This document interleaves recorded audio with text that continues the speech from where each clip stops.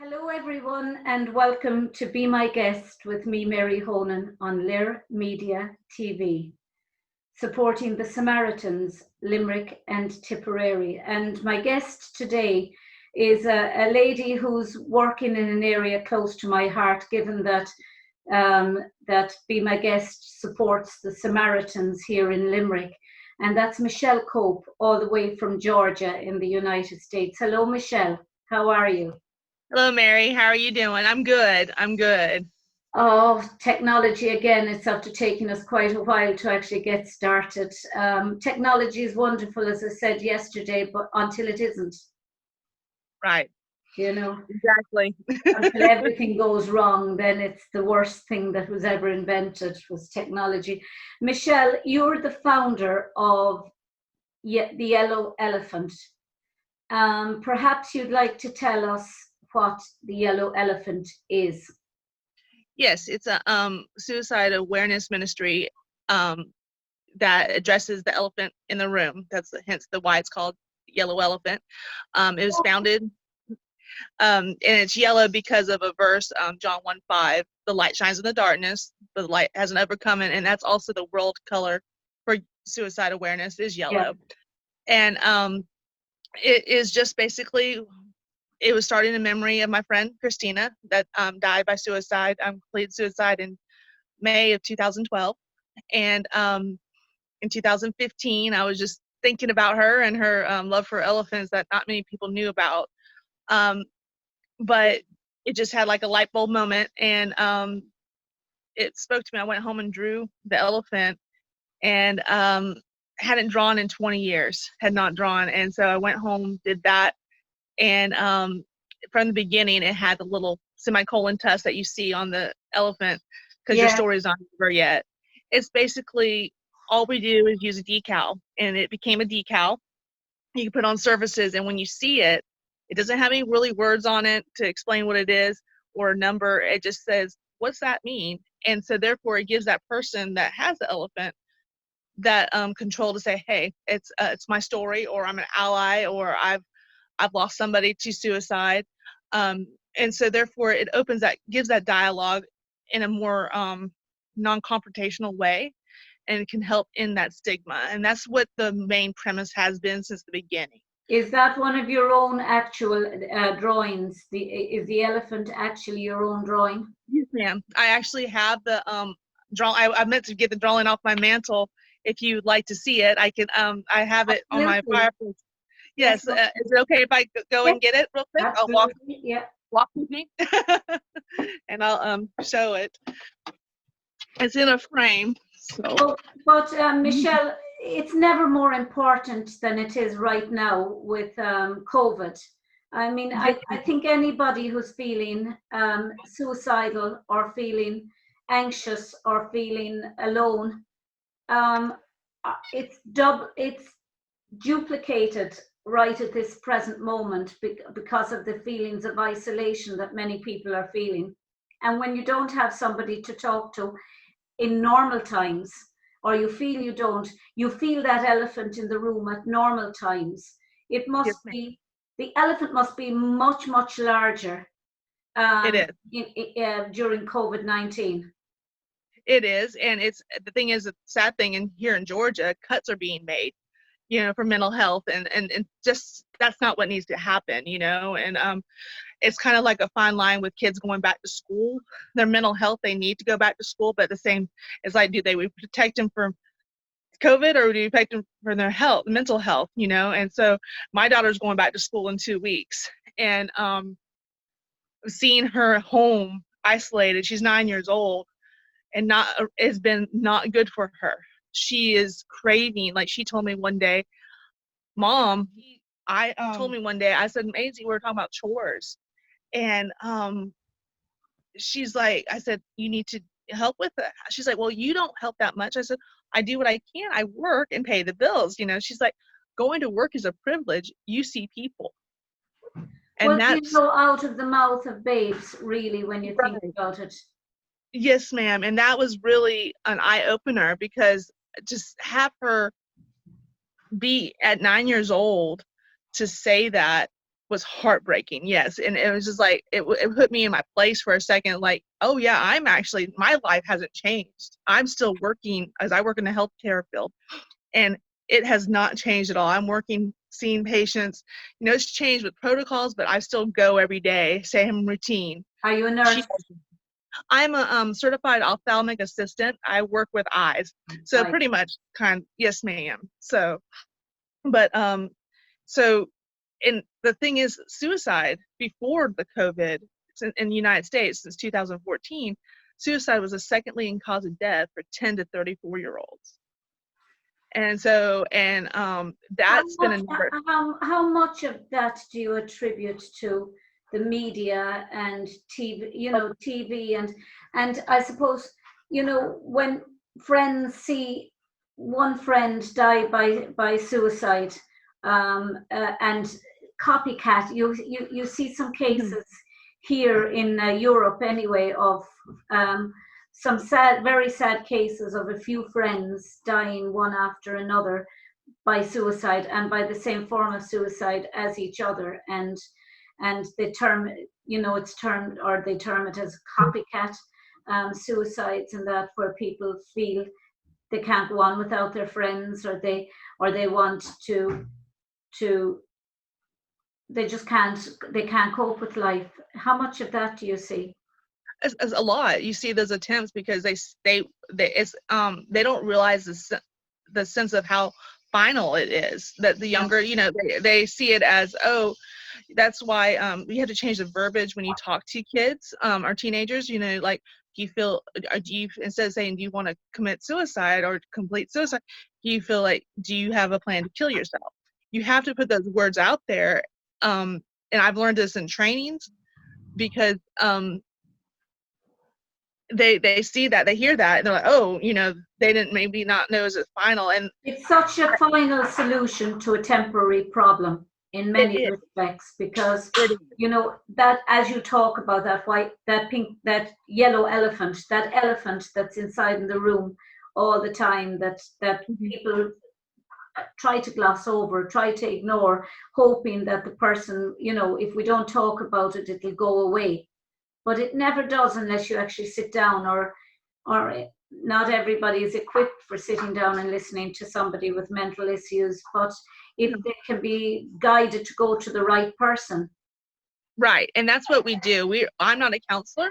I just lost somebody. I started this just because I lost somebody to suicide. I lost my best friend, and then so therefore God spoke to me. I mean, it is a ministry, so God spoke to me, and this is how it started. And I just and I've over the years, the last 5 years, I've met people that it's just, they said they would have never talked about it if they didn't see the elephant. They didn't, and it's just, it kind of is comforting to have that one person that's not a counselor first to reach out to and then get directed. That's what we'll do. Like, we give those resources. We're trained in certain aspects like QPR and mental health first aid. We have those basic trainings so we can at least acknowledge what's going on, and but we say we're not counselors. We're there. We've been there. We know. You're just people that are there in a crisis if somebody needs. That's what the Samaritans here in Ireland is about. They're all 100% volunteers, and they have a phone line 24/7, and they're just a listening ear. Yes, ma'am. If somebody rings up to talk to. But you used a word there a minute ago, committing suicide. Is it still termed as that in the United States? Because here in Europe, it's you're no longer allowed to use the word committing suicide, because it's not a crime anymore, and it's not considered a crime in law. So you say took his own life or died by suicide. You say sorry, I didn't mean to interrupt you. You're okay. Interrupt you. Where actually it's still a crime here in the United States. It has not been changed, but the right verbiage, and I use the wrong verbiage, and it's because we were so ingrained again to say committed. for so many years. I catch myself saying that, but completed is the one that we say now, completed suicide or died by suicide, or the one. Yeah. Completed is the one that they're trying to get more people to say is completed suicide. Because you have attempted and then completed. And that's an interesting thing, that Michelle, many people, you know in your heart, many people attempt suicide on many occasions, and in most cases it's just a cry for help. It's just, and you can in many cases speak to a total stranger much easier than you can your own family, because they're just too close. And that's the trigger for a lot of people. Sometimes that triggers their family, and so they don't have anywhere. I always suggest there's like some apps. There's one called My3, where you can put on there 3 people that you trust, not necessarily family members. And like, if you're in a crisis, you text that, you use this app, and they'll contact those 3 people, and but I always say have 3 people. Have 3 people that you can trust, not necessarily, and not people in your family per se, unless it's somebody that you trust, but like maybe a good friend, a counselor, a mentor, and know that if those 3, and I always say, if those 3 don't respond, go to this crisis number. And I give them that crisis number, like a counselor, like we have a 741. 741 is the United States text crisis. And that one to me is the most helpful, because kids, or even adults nowadays, are more prone to text versus talking on the phone, because a lot of people feel intimidated by that voice thing until they get comfortable enough, So I used the 741 before several times, and I've shown people how to use it. They respond quickly, because I want to tell people that just because somebody's not responding to you doesn't mean they don't care. It's just they may be at work, or they may be in their own stuff, they may have. So I'm very careful with that. Again, I'm not a counselor, but I just say from my own experience, this is what I've had to experience. And so again, it's just like what we're doing now. Behind you is a survey that our county, there's this one the other side, where it says Step Up Moultrie. And we just did a survey this past month, because we're in the needs assessment period of what we need in our county, in where I live in Georgia, for suicide prevention and mental health. And the school, the district was on board, and they sent out the survey to all the parents in the whole district, and we got our surveys. So when you have the what's it called, the support of a community like that means big. It's just a huge weight off your shoulders. Yes, weight off the shoulder. And also it just shows that they do want help. They recognize that there's a problem, and our kids are what we need to go to first, address that, prevent that problem first from happening, because a lot of things that go on with us adults that do the damaging behaviors, the destructive behaviors, is because of stuff that happened when we were younger, and kids are, I've talked to some parents, they'll send me emails or messages and say my child attempted, or, but then I don't hear back from them, or I hear that it was an accident, they didn't do it on purpose, because they still feel that shame. So I want to educate parents to be able to talk. The schools are getting it here. Our local government's getting it. Churches are even actually starting to get it. It's the parents that are still, they don't want to admit that their child may possibly, right, because that brings guilt to them. They feel it's their fault. And so but so we got to work somehow. But also, I think parents who don't want to admit it are afraid for their child's future, because in a world today, it's still frowned upon. You can have cancer and you can have COVID-19, and people will feel sorry for you. I love your elephant. Thank love you. The mug. But I love that mug. Fabulous. but you can feel sorry for people, and you can have the greatest sympathy for somebody with diabetes, with cancer, with COVID-19. But there are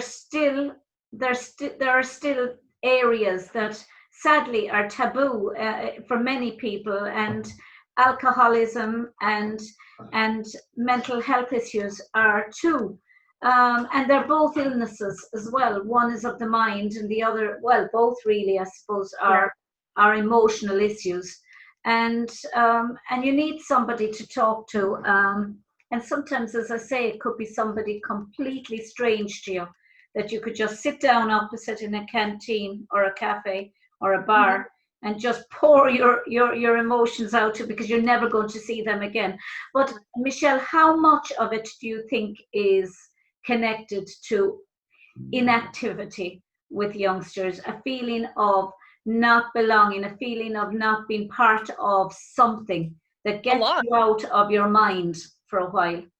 A lot. That's why social media is such a big thing for teens, because that's their last outlet, you know, where they find a place where they belong on social, and it's dangerous.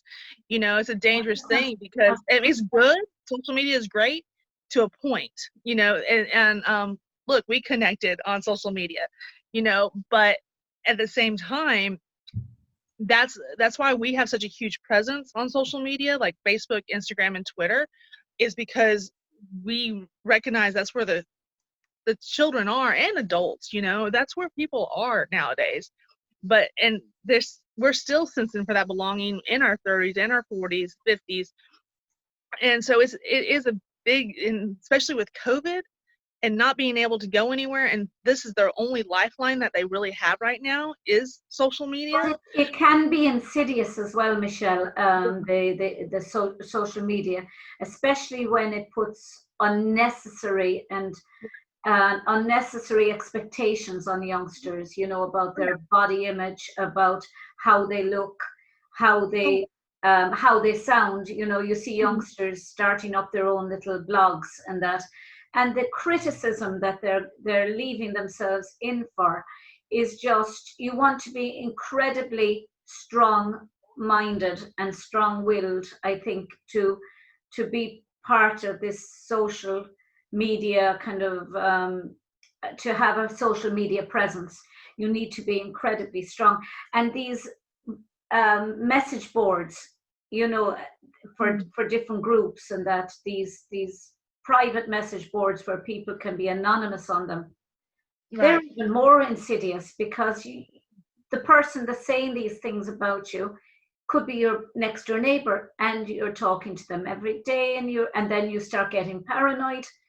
Who is it that's saying these things about me? Sometimes when you know who's saying these things about you, it's half the battle, because you can approach them and say, look, I'm not like that. Please stop saying those things. But when you don't know, when they're hidden behind an anonymous or a non-existent identity, that makes it worse.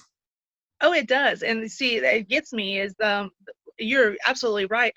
And I always tell people this, especially see the adults, how they bicker and bat about everything on Facebook. Like, you have a disagreement, you bully each other until you're like basically blocking the other person, and it's very childish behavior. Well, kids are seeing this. They see the life, you know, they have, and they're like, okay. And so therefore that's another added blow to seeing that behavior being acted out between adults that they respect. So they're like, oh, I guess it's acceptable behavior. So therefore it trickles down again. And you're absolutely right. It's so good, and then it's so bad. You know, it's like, you know, anything in excess is not good. You know, too much is not a good thing. But how difficult, Michelle, is it when the enemy or the elephant in the room happens to be a parent? It's very difficult, because especially when they're a minor, you know, and they can't, you know, there's not permissions unless they go to a school counselor. And that's the only thing. It's like your hands are tied. You know, you can give them those resources, but until the parent ultimately has that decision, until they're 18 to, you know, if they want to go to counseling and stuff like that, unless somebody steps in and says, hey, no, you're being neglectful to your child. That's very rare, honestly, to happen, unfortunately, because a lot of families that happens to are ones that are, not as, the ones that are willing to seek help tend to be the lower income versus the medium and higher income. Isn't that interesting? It's the same with everything, I suppose. The ones that have the least amount of money are the ones that almost want their children involved in everything, because Right. they want to give to their child what they didn't have themselves. Exactly. And I find it with myself. I didn't have much growing up.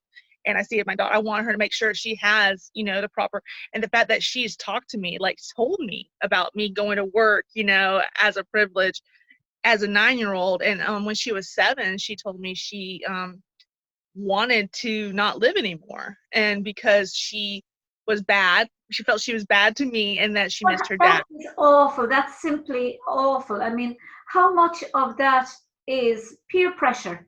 How much of that has to be? Let's face it, what 7-year-old would ever be able to articulate the words, I don't want to live anymore, other than the fact that they're learning it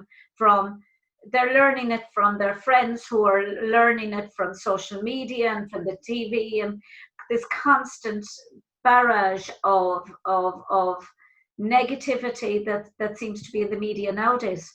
There's no let up. Every time you go on the TV now, you hear about COVID-19, COVID-19. There's no let up. For a child of 7, that must be like Armageddon. It is. Like, Maisie's like worried. She's like, I have my mask, right, Mommy, for school, because I don't want to get I don't want to die. Like, I don't want to get sick and die. And I'm like, oh my goodness, She said, but I'm ready to go to school. I'm ready to go to school with my mask. That's what she says. I'm ready to go to school with my mask. And to have that mentality now, and I never had that mentality at 9. 7-year-old. I mean, you and I, the person who introduced me to you was Yosheved Artsy. Yes. And she's a friend of yours. And as you know, Yosheved is the child of a Holocaust survivor mother. And she has spoken constantly about her mother's experiences and about her life with her mother. I interviewed her. We became very good friends through my research and that. But she experienced things, I suppose, through her secondhand from her mother's experiences, and as the result of being the daughter of a survivor. That carries its own baggage, because not every survivor can cope with what they survived, and they can't tell their children. Some of them can't stop talking about it, and the children end up being the survivors. And it's the same with children nowadays. They're going through trauma, and they're trying to materialize or contextualize all this that they're hearing on the TV, and they feel that their world is coming to an end. They do. I just think it should be that they should ease off now in the media, because it's going to cause untold damage to young minds. Is it pretty bad, the media there in Ireland? Is it saturated? It's wall to wall. Okay. Wall to so wall. I thought it was the United States. If you turn on our national station, if you turn on BBC, if you turn on Sky, Fox, CNN, it's all there. Every time you turn it on, it's COVID-19. Yeah. I'm so tired. It has to be talked about, but there's a stage where you say children listening when switching on the TV, they can't help but be listening to negativity all the time, and that has an effect. It does. And my daughter, like, my TV in my room that she's watching right now has no local channels or news channels on it. It has only apps that she can get on that it's been childproof, but so she can only watch certain. Like, I took YouTube off of there because YouTube, she got into her YouTube is not a good thing to have for kids. It's very it's good for adults and stuff, but unless it's monitored, there's certain things with YouTube that kids do not need to be watching because they'll sneak in videos and stuff. So I had to take that off of the TV in the room. It's in the TV in our living room because we all. But with that being said, I again, like, I feel social media, like YouTube, we have a station that we've started with YouTube. It's called Check In but we haven't started any because of COVID. We haven't been able to do the videos that we want to. But I'm thinking by meeting you, it's just videos of how people are doing during this, is what we wanted to do. But again, like you following the struggles, it's been the struggle, it's like our hands are tied. But going back to when Maisie told me that, I immediately put her in counseling when she told me this. I got emergency counseling for that but the thing is, at the same time, I've shielded her from what the elephant meant, for as long as possible. Like, she didn't learn what it was from me. She learned from what it was from somebody at school, actually. Yeah. And I was like, oh, okay, I should have had that conversation with her. And I felt bad that I didn't, because I was trying to protect her. And so she didn't really know what the elephant meant at 7 years old. She just knew that it was a sticker, pretty much, and that it was something that mommy did. Wonderful drawing, though, Michelle. It's Thank wonderful, you. wonderful artwork. Here's the pencil drawing. Let me show you. Oh, wow. Is that the original? It's the original. It was a pencil drawing. Yes, ma'am. So I'll send a picture to you of it. Please, yeah, that's gorgeous. I did my degree in art and design, so I appreciate the amount of thought that went into that as well, And I mean, the concept is wonderful. The idea of that elephant in the room is just wonderful, and I don't know if you intended it, but the fact that you have it in all different colors, and that to me speaks to the fact that it doesn't matter who you are, what color you are, what nationality you are, what race you are. Depression and loneliness and isolation are see no color. They're Yes. It's colored blind. Depression is totally colored blind. It is. It's a world issue. That's like the elephant behind you on your left shoulder. Yes, and that one. I designed that one actually too. Like, I originally did a painting of that, and then the girl that does the graphic designs for me, she put it into a decal, and but there's the other two. There's like 3 elephants to your left as well. The bottom 2 are what we call memorial elephants. They're the pink one, and then Ace's elephant, which is the top one above it. Those 2 elephants, down a little bit. There we go. Yeah. But yeah. Yes, ma'am. They're You gotta stop calling me ma'am. I've aged about 40 years every time you say ma'am to me. I think of the movie Speed with Sandra Bullock, and he kept calling her ma'am, and she said ma'am was my mother. Oh. Well, the elephant. I will stop, Mary. I promise. The elephants, those 2 of those elephants right there. The reason why there's so many of them is they're called solidarity elephants. The yellow one's the original one, but the solidarity means, again, like you were saying, it affects everybody, and that's why there are so many. But the 2 that are there are memorial elephants, and what we do is a person that has lost somebody to suicide, they'll meet with the person, that my designer, and go personally with them and design an elephant in memory of their loved one. And therefore they'll get elephants that they can give out to their family members. And it's free to them. It's a free service that we do. And I've had people say that have had these memorial elephants done that it's been a help. It's given them a way to talk about their loved one, or not talk about their loved one when they're ready.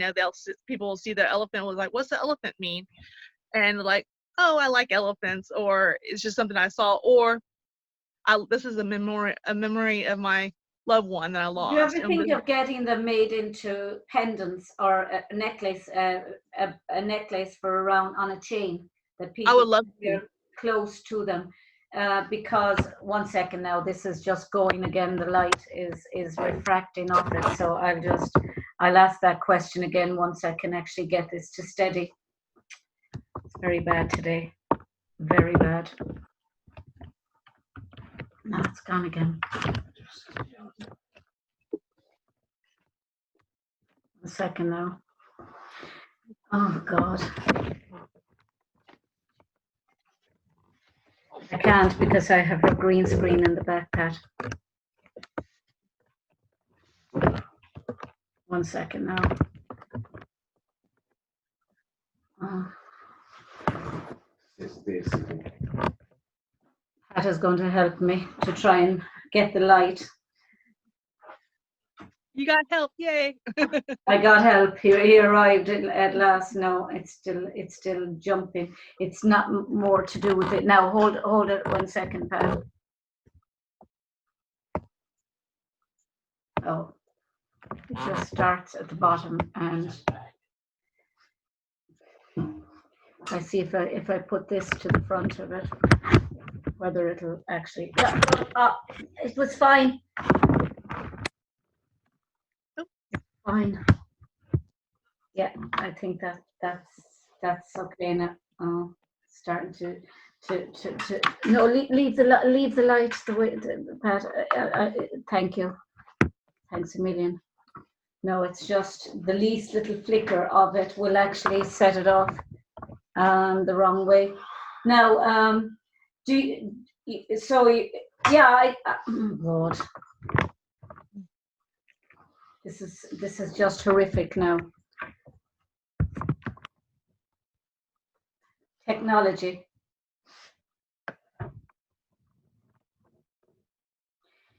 Yeah, I just think it would make a lovely brooch for around the neck. I do. We have so many ideas that we want to do. We're actually going to do a candle coming up, and we actually have merchandise like shirts and stuff like that as well. Yeah. That we even had some of these elephants that were designed into clothing for people to wear, and they can order that if they want to and stuff. But yes, I would love to have a special brooch for a brooch or a necklace or a chain, a bracelet that people could wear. There's endless amounts of things, and have them sprayed. Oh yeah. In the colors, so that it reflects what your original drawings. But yeah, you could do so much. Your mugs are lovely. Well, thank you. I love them, and then I also, it just I have socks that are made. There's so many things. The socks are a lovely idea.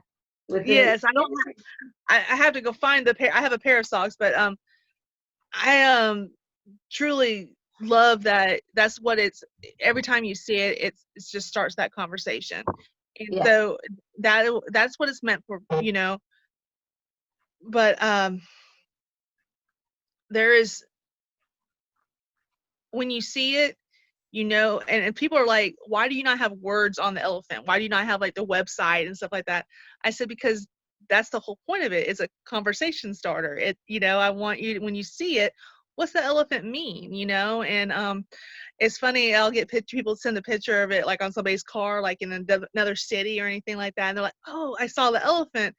And I've had but I want to have it, you don't want it to be too obvious either, though. Right. You just want it to be subtle enough that people will actually, as you said, this conversation starter. How big has it got now? Well, we on Facebook, like with just organic followers, because I've never paid for an ad, we have almost 7,000 followers on Facebook, and that's that increased by like in the last year, actually. It's on. I looked on the I've sent decals to 3 different countries, but it's on 5 continents. Like, there's people that follow the elephant in 5 continents. I looked at it the other day, like multiple people, and I was like, oh my goodness, that's crazy. That's amazing. UK is Canada has but Europe has the second amount of people, of course, that follow the elephant, and then Australia. But it's gotten pretty big, but at the same time right now I'm trying to do the state front in Georgia because of but it's recognized all over the world, but not huge, but it has a presence. In Georgia, it's definitely big.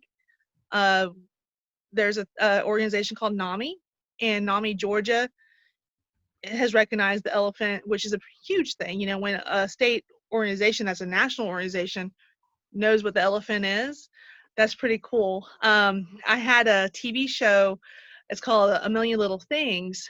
A few of the actors, I sent some decals to the stars, the actors of the show, and they posted them on their Instagram. And Oh, that's wonderful.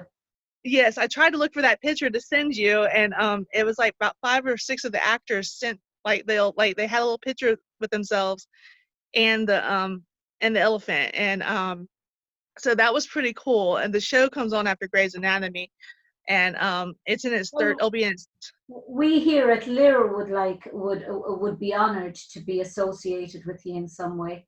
Yes, I would love that. Whatever we can do, we'll talk some more definitely after. I would love to do that, and send y'all some elephants, but maybe send y'all a special elephant made for y'all. My colleague here, Pat Barry, would definitely need an elephant. Mm-hmm. Oh. Need an elephant. He's working away, beavering away there without any shred of silence whatsoever. Stripping papers, and I gave him a look a minute ago as if to say, just stop it. Oh, but no, I would love to. It was an honor to have this interview today, to talk to you. Where do you hope to go with it? I hope to go with it. I want where it's going. Because I can see this as being an international. I hope so. I want to keep it as the pace it's going, because you got to build that strong foundation, and I feel that's what God's letting it do, is that foundation is being built. Because if you go into something so fast, it did get fast. It grew real quick, real fast when I first started, but then I scaled back some because I wanted to do it right. Like, we became a 501c3 this past year. We have a board, and now we're members of the Chamber of Commerce, which is, you just want to establish that respect of a business, because it is a business and a nonprofit. And so I wanted to make sure those things were done right, because you can do all the great intentions, but if you misstep somewhere else, it kind of can crumble everything you've done. So I see it going as long, I want to be able to implement things that we are doing the local front in different states and then in different countries. And it's gonna, like, the decals can be printed anywhere, and the literature can be done, because we're working on a book. Me and another friend, her name's Kim. We're working on a book of Bible study of people that have lost somebody or have attempted, and their stories. This is just in the groundwork, where it's a 12-week study, and that's one thing, just basically letting people know. I want it to become where the conversation is just simple. That conversation is like, okay, I'm having an issue. It may not be a big issue right now, but it's enough that I know that it can become an issue. And if you nip it in the bud, as they say here in Ireland, you get it at the start. I think if people feel that they have someone they can talk to, that's what they need. The worst need. thing a person can feel is that they're being a nuisance, or that they're being a burden on other people, and it's to find somebody that doesn't make you feel like you're a burden. Exactly. And the thing is, like, that's where, like, people are like, oh, they're just a cry for help, they're crying wolf. Well, yeah, there's a reason why they're crying wolf or cry for help. They need help. They do need that help.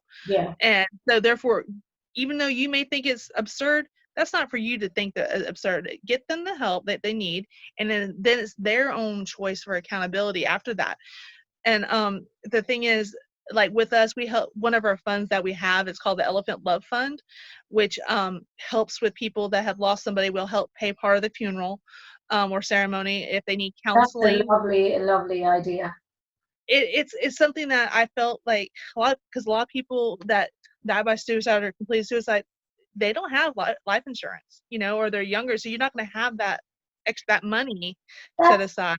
that's something as well that we don't really have in this country is, you know, for the most part, if you get sick in this country and you go to a hospital, you're treated. Right. Um, uh, if you're waiting for surgery, unless you have medical insurance, you could be on a really long waiting list. And even with medical insurance, you could be on a waiting list. But we don't have the situation that they have in the States, where you could actually be turned away from a hospital because you don't have insurance, Well, and that must be added that to a person who is already suffering from depression and anxiety, must be absolutely horrendous when they can't be treated because they don't have the proper medical cover. well, they have to be seen now in the ERs, but they can't. That doesn't necessarily mean they get the help. They if they're a crisis, like they'll be turned away, but they'll still be triaged. But they may not get that help. There's a where they have to be in if they've attempted suicide, which I feel is already past the help that they should have initially gotten. They'll be 1013, where they had to be in the hospital for 72 hours. But then the help afterwards is not there. That's the big problem. The help afterwards is very, And how much very. do you think, because we do have guns in this country, but they're illegal because we're not, because nobody is, unless you're licensed to carry a gun for, and I'm anti-blood sport, but for blood sports and things like that. And people aren't allowed really to have guns in this country. In fact, our Gardaí, our police, don't carry guns. The only police that carry guns would be our special branch police, who would be dealing with terrorism and things like that, which thankfully they haven't had to do for a long time. But they have to sign their guns in and sign their gun out at the end of the day. In America, where you have this, for the most part, you have this kind of, everyone has a gun, or Yeah, everyone has a especially where right I live. to bear arms.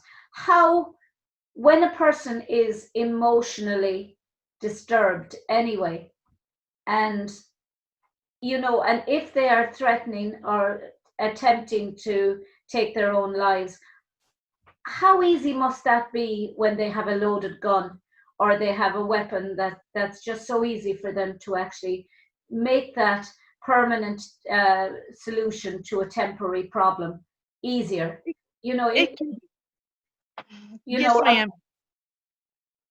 It can be, and the thing is, we've had in Moultrie, Georgia, where I live, we are a town of 45,000 people, not a big town at all, and we've had 14 deaths, suicides this year, and it's only August, and that's a lot for that's almost as many COVID deaths.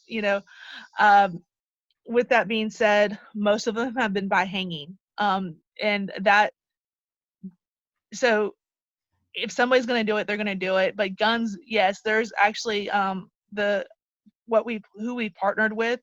They're actually teaching a class about how to properly have, if you have a gun in the house, the gun safety, how to take it out of the house, not have it in the house. I don't have a gun in the house.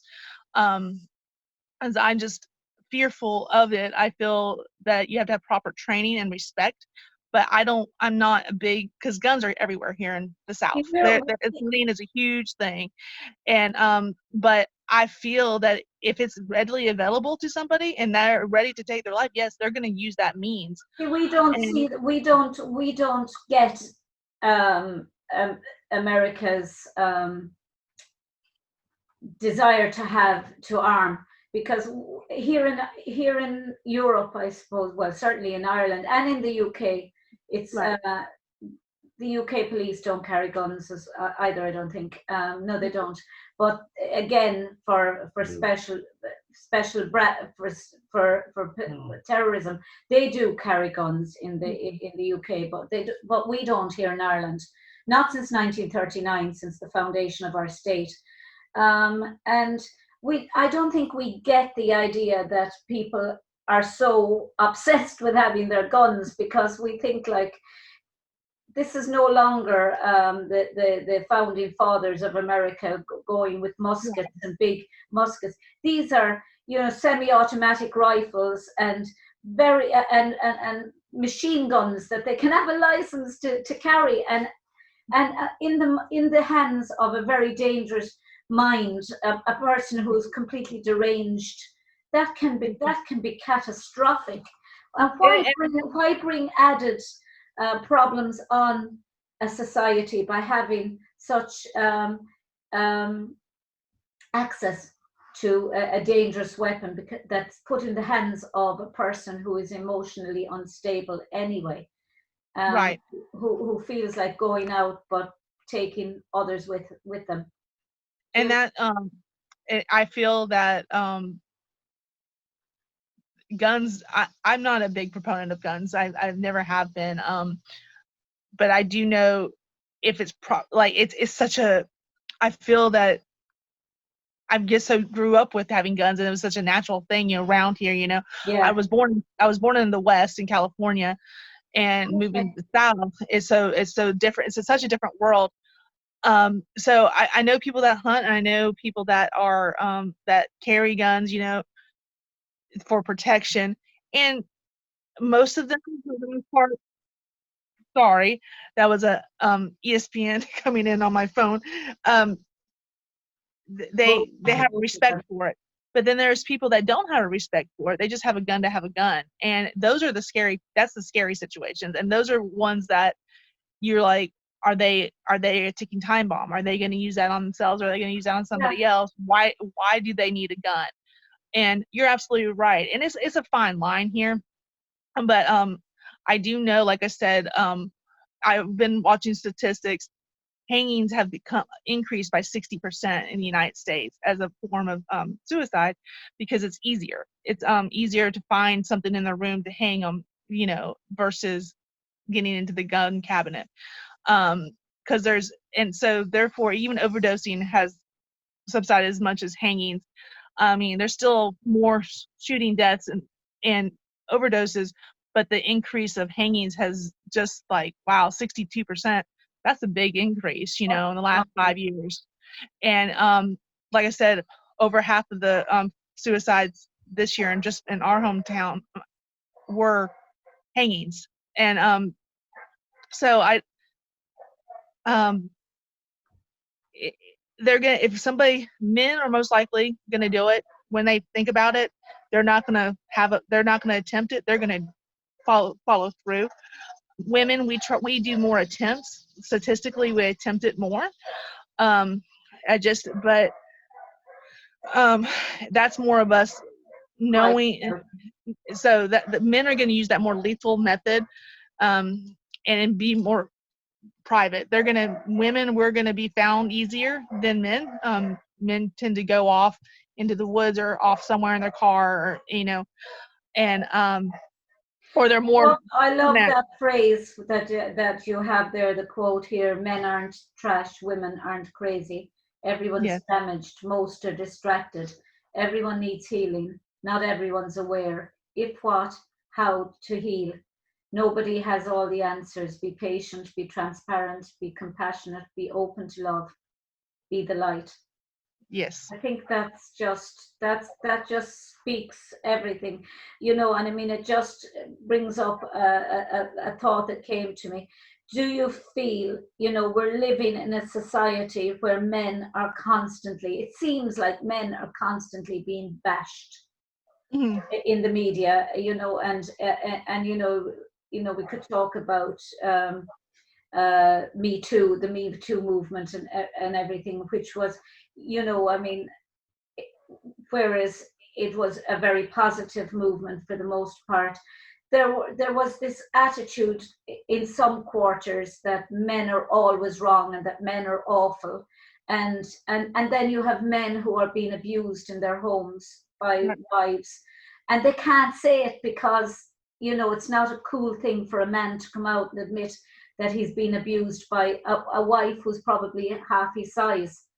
And, you know, I think men are finding it very difficult in today's society, and especially men who are vulnerable Yes, to ma'am. to cope with. So I thought that that first sentence just was wonderful. Men aren't trash.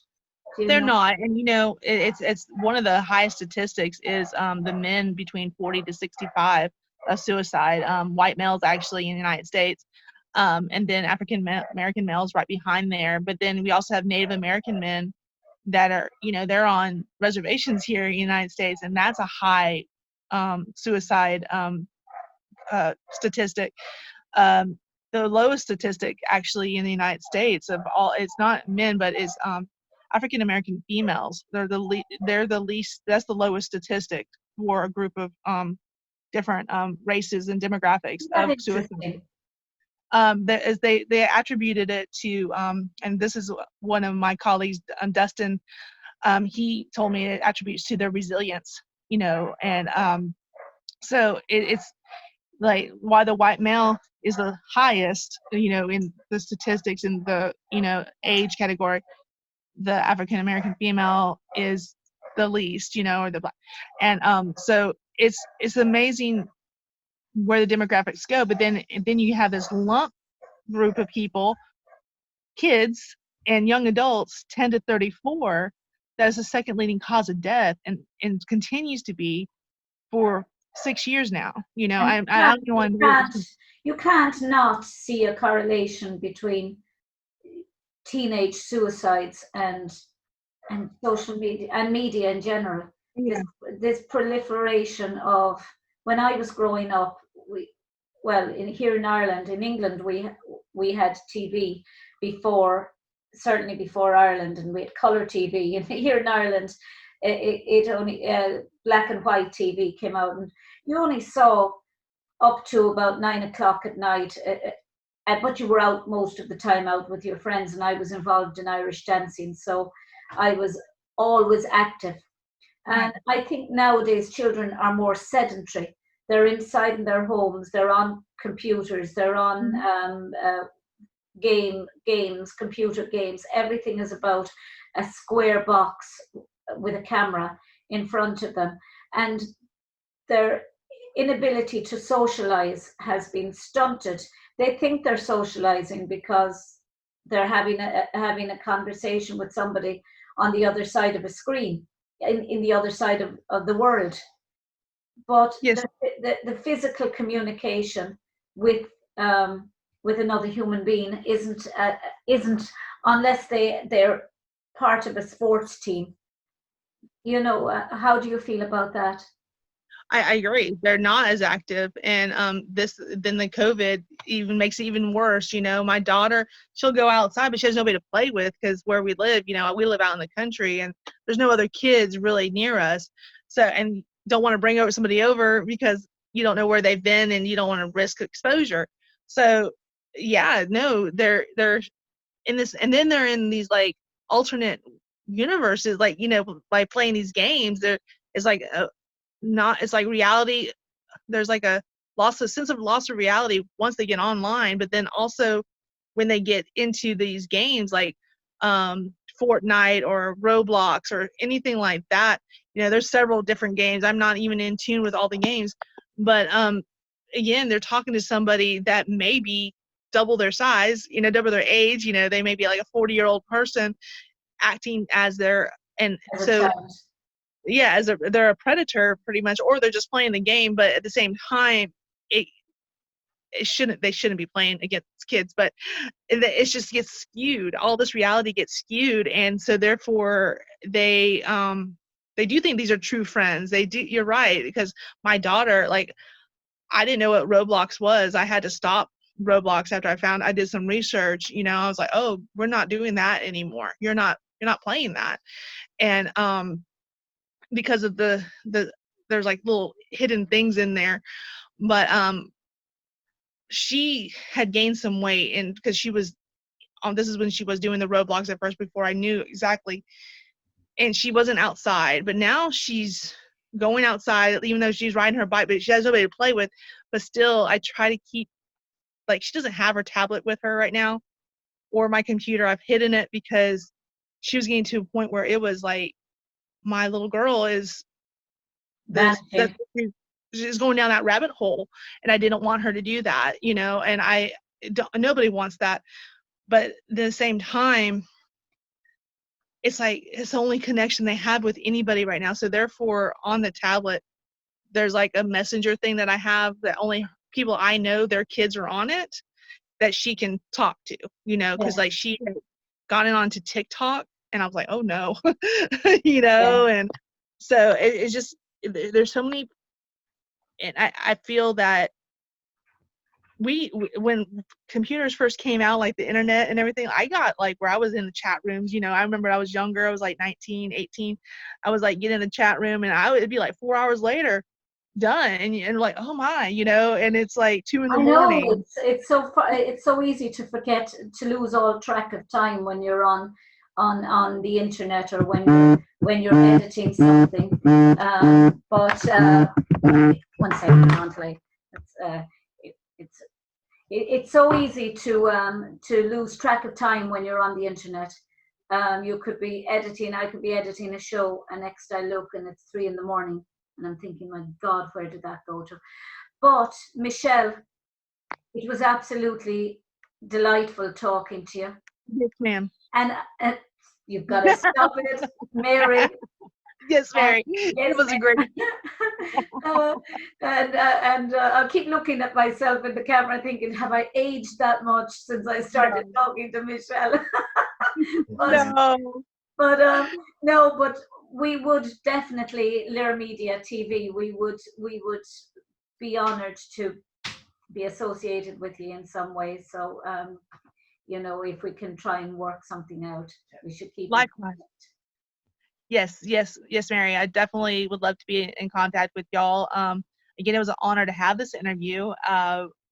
Never a month ago, even, I didn't think I would have an interview with somebody in another country, and it's so in another continent. Then that's even awesome. And I actually have Irish heritage in me, so it's Irish and Italian.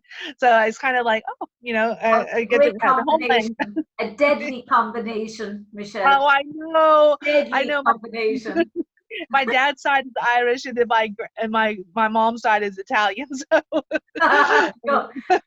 you've got the double feisty. Yes, and then the Native Americans in there too. So I have the 3 eyes.